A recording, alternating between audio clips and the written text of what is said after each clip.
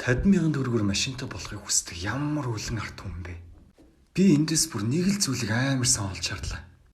Дийлэнх монголчууд ч ерөөсөн материалын зүйлдэл дуртай гэдэг нь хизээж боловсролтой хөрөнгө оруулах гэж боддгоо юм байна. 35,000 төгрөгөөр 10 хоногт 600 цээжлүүлээд өгье гэдэг манай сургалтыг үнэтэй байна гэж шүүмжилт мөртлөө хүний хэрглэж исэн тийм материалын зүйлийн төлөө 50,000 төгрөг төлөхөөсөө ичдэггүй. Ямар амар хоосорсон толгойтой хүмүүс вэ?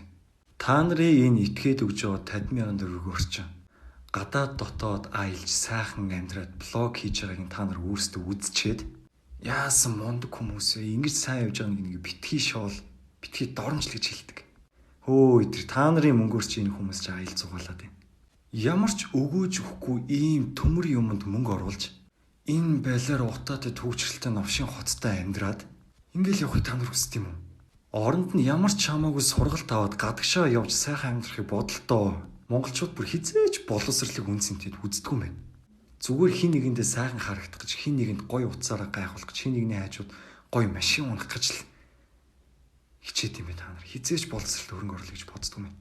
Энэ олонний танил хүмүүс нь ч гэсэн өөрсдөө ямар хогийн цантай юм бэ? Хөөхий хитэн өөрийг нь дагдаг хүмүүсээ ашиглаад гадаад дотор сайхан амьдраа сайхан явж ил гэж бодд юм. Ямар ч моор л алга та нарт.